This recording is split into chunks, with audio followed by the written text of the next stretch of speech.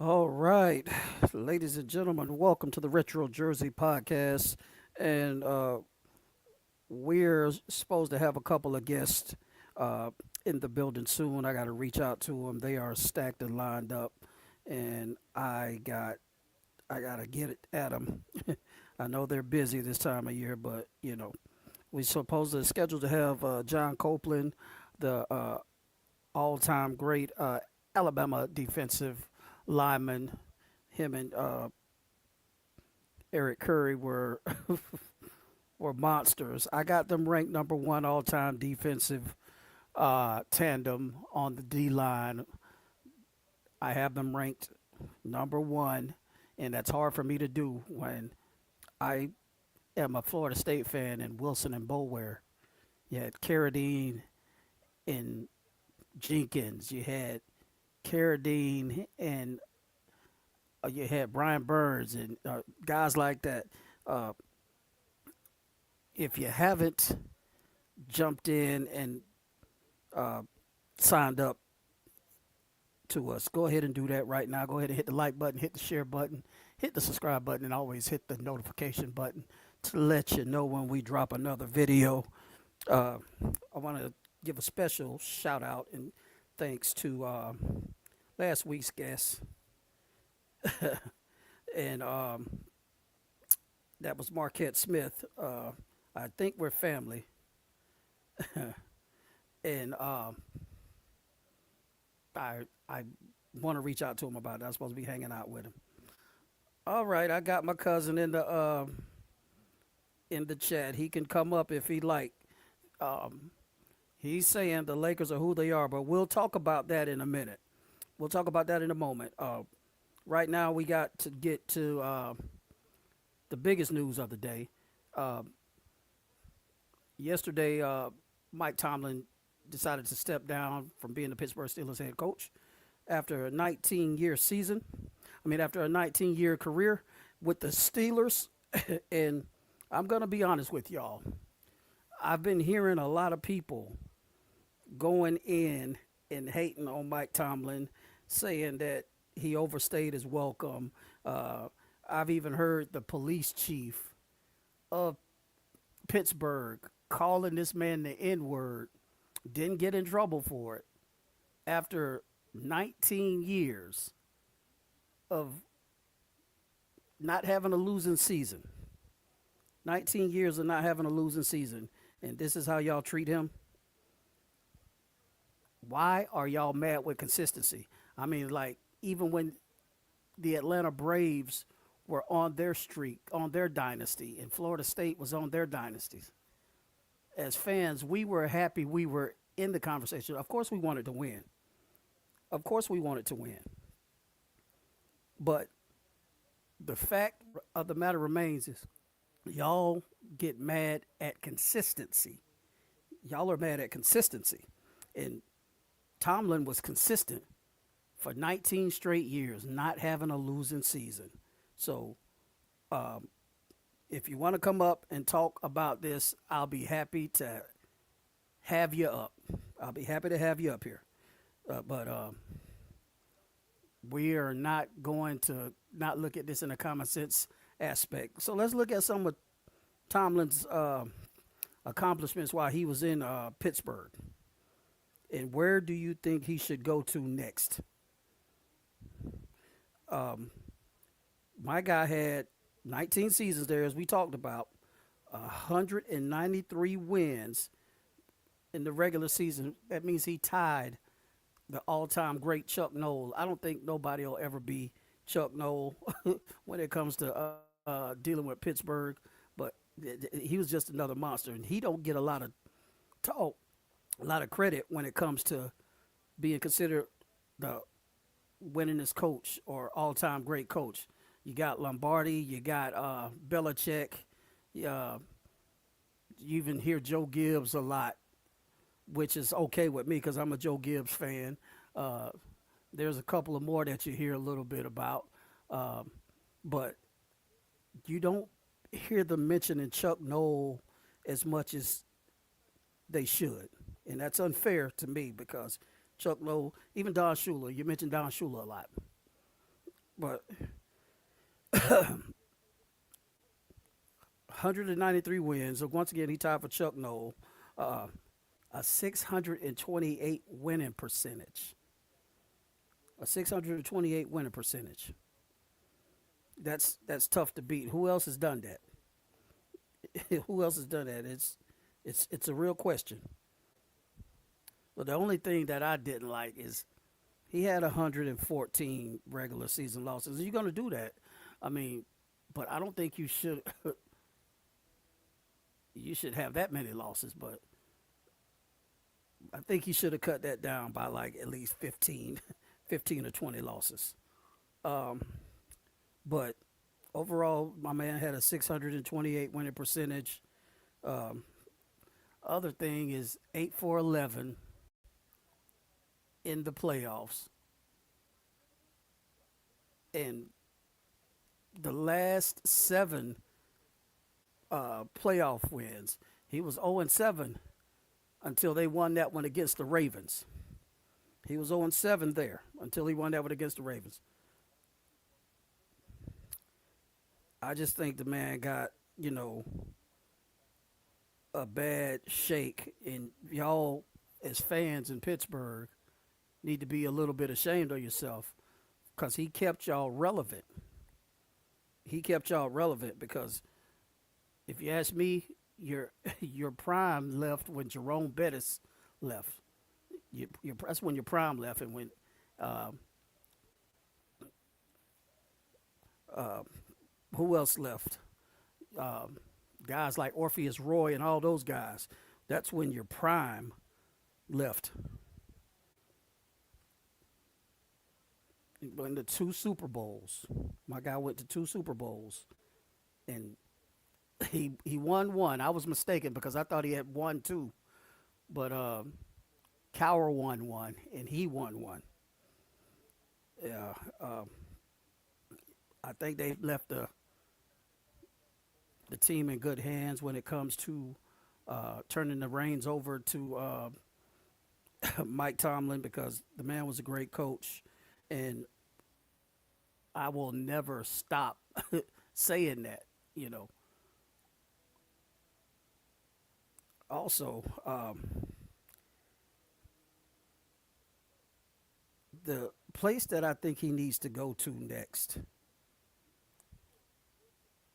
is and I've been wanting him here, and he does need a change of scenery.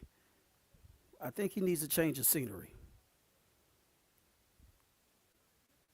The place that I want to see him go, hang on, I'll put up the picture right now.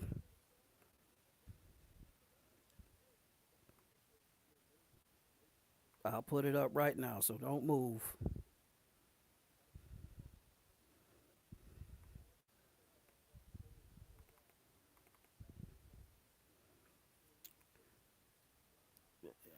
Yeah, just give us a minute, and it'll come up to where I think he should go. Right there. He should be with the Miami Dolphins because it's a change of scenery for me to where you'll start realizing, hey, this is what I needed in the first place. But I'm glad he had that time with the Steelers. I really am. I'm glad he had that time with the Steelers. But I will say this: sometimes you just need a change of scenery. You know, if it's for the better, okay. But if it's for the good, I mean, if it's for the bad,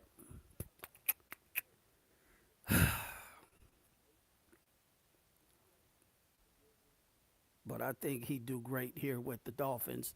Uh, the Dolphins need a revamp. I see they just let a good friend of mine go, who was the interim GM, and shout out to my boy Champ Kelly, for doing what he does every year with the kids as well.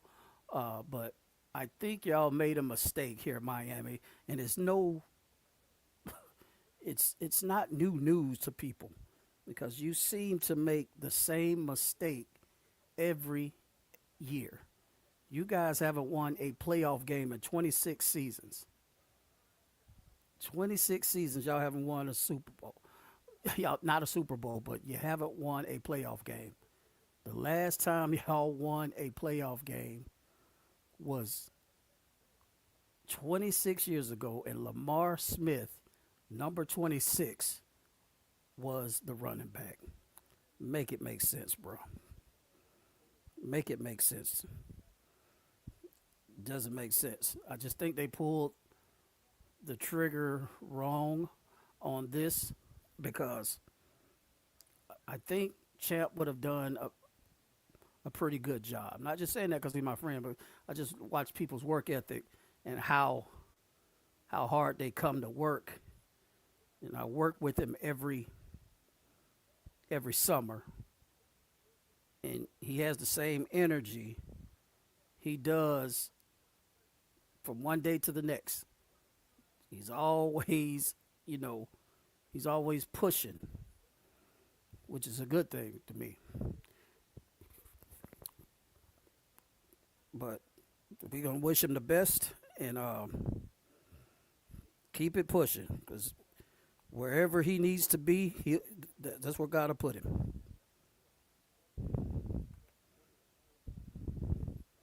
That's where God will put him. So next, we're going to talk about the Lakers a little bit. We're going to talk about the Lakers just a little bit because I'm trying to figure out why these dudes can't get it right.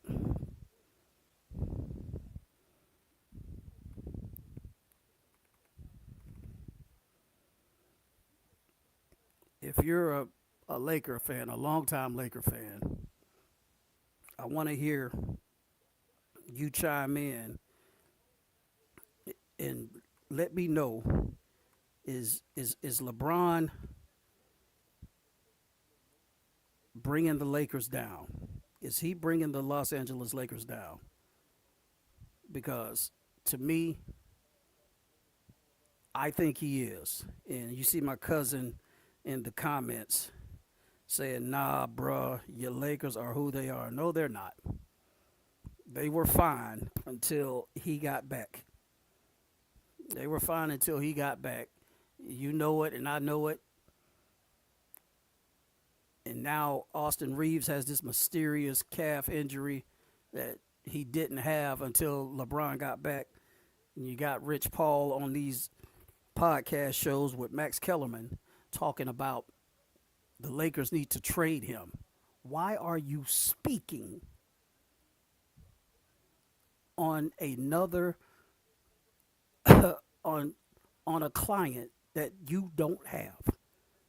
Why are you speaking on another agent's client? Bro, come on, man. I keep telling y'all, these people that aren't from the golden era of basketball, the 80s and the early 90s, they need to stop talking. They need to stop talking because the more and more I hear this Rich Paul dude talk, the dumber I feel. And I know for a fact it's through LeBron. LeBron is having him do this. You can't make a grown man do something, but this is the sentiments that he's reflecting and using this dude as his carrier to talk through the media. All of you keep making these excuses about him being 41 and too old to play defense. Well, he shouldn't be playing basketball if he don't want to play defense. He shouldn't play basketball. I've been watching these clips, and I wanted to put a bunch of these clips up here to show you how garbage this dude has been these past few years. It's starting to get aggravating as a Laker fan, a lifelong Laker fan. Why is that? Why is that okay by Lakers standards? I'm going to be honest with you. This is wasting Luka Doncic's. Excuse me. This is wasting Luka Doncic's prime. His prime is being wasted right here.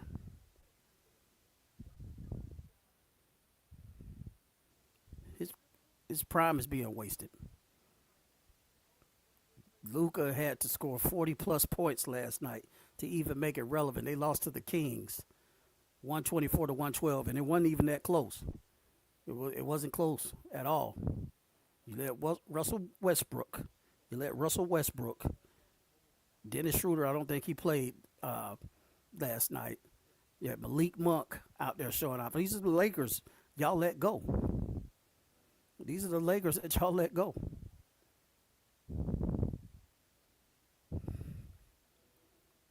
It's time to let him go, man. It's time to let him go. Y'all can't keep making these excuses up. And y'all have the nerve to compare this dude to Michael Jordan, man, please. Y'all better get somewhere and sit down with the stupidity. Y'all better get somewhere and sit down with the stupidity, man.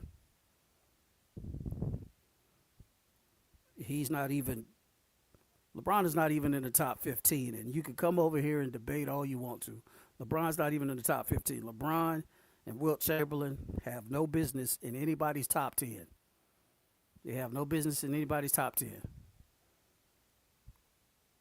You can't have a F on your report card and still pass. 4 for 6 is an F in any grading system. 40%, let's put it that way. You've been to the playoffs 10 times. You're 4 for 10, 4 for 10 in the finals. That's an F. Wilt Chamberlain, 2 for 6 in the finals. That's an F. But everybody still has this dude in their top 2. He's not better than Kobe. He's not better than Mike. He's not better than Shaq. He's not better than Elijah Wan. He's not better than Larry Bird. You better shut up, because I don't think he's better than Durant. I really don't. I lost respect for him when he said that his game, this is the moment I lost respect for him. And no disrespect, but this is where I lost respect for him. I lost respect for him when he said that him and Paul Pierce's Western Conference Finals, or Eastern Conference Finals games, their Eastern Conference Finals game was better than Larry Bird and Dominique Wilkins' 1988 Eastern Conference Finals game. Bro, you had the nerve to say, yeah, I think ours was a little bit better. Man, please. That's like comparing cockroaches to spiders. But that's it. That's what I want to talk about. I hope you guys enjoyed it. It was just something that I had to get off my chest tonight when it comes to when it comes to this discussion. I hate to see Mike Tomlin leave. I hate to see him leave, but I honestly think a change of scenery would have done or will do him better. This has been the Retro Jersey Podcast. Thank you for your time showing up. Please remember to hit that like, share, and subscribe button. And also hit the notification button so you know when we drop another video.